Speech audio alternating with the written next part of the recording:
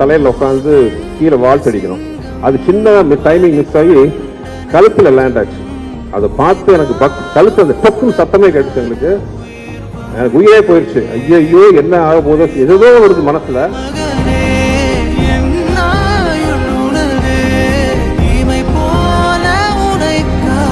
அப்புறம் இந்த படத்துல என்னை விட அதிக கஷ்டப்பட்ட ஆத்மா யாருன்னா விஷால் தான்.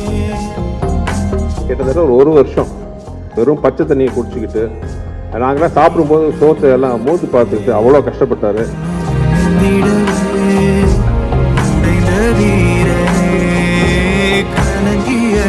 அப்புறம் இந்த படத்துல என்னை விட அதிக கஷ்டப்பட்ட ஆத்மா யாருன்னா விஷால் தான்.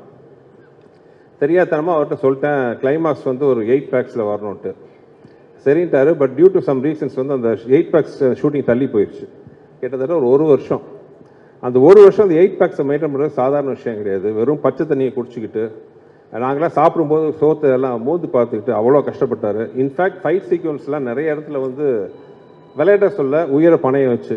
ஆக்சுவலாக இந்த டைலரில் கூட ஒரு ஷாட் பார்த்துருப்பீங்க.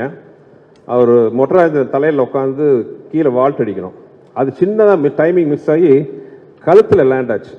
அதை பார்த்து எனக்கு கழுத்து அந்த டொக்குன்னு சத்தமே கேட்டுச்சு. எங்களுக்கு எனக்கு உயிரே போயிடுச்சு. ஐயோ என்ன ஆக போதோ ஏதோ வருது மனசில். நல்ல வேலையை அப்போலோ பக்கத்துலேயே நாங்கள் ஷூட் பண்ணிட்டு இருந்தோம். இமீடியட்டாக அப்போலோ கூப்பிட்டு போனோன்னா அந்த டாக்டர் பார்த்துட்டு சொன்ன ஒரே வார்த்தை, பிகாஸ் இவர் ஃபிசிக்கலாக எக்ஸசைஸ்லாம் பண்ணி அவ்வளோ ஸ்ட்ராங்காக இருக்கிற ஒரே காரணத்தினால வந்து இதனால் எந்த வித பாதிப்பு இல்லைன்னு சொன்னார். ஆனால் அதை பற்றி இவர் கவலைப்படாமல் இமீடியட்டாக வந்து அடுத்த ஷாட்டுக்கு ரெடி ஆகிட்டார். ஸோ படத்தில் ஆக்ஷன்ஸ்லாம் ரொம்ப நல்லாயிருக்கும்.